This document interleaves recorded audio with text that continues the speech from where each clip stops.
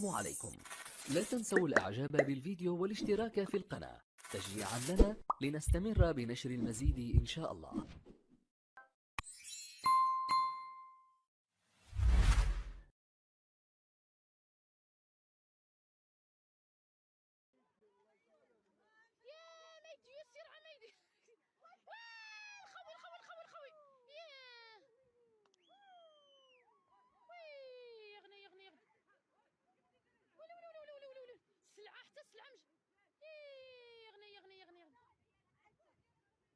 يوليد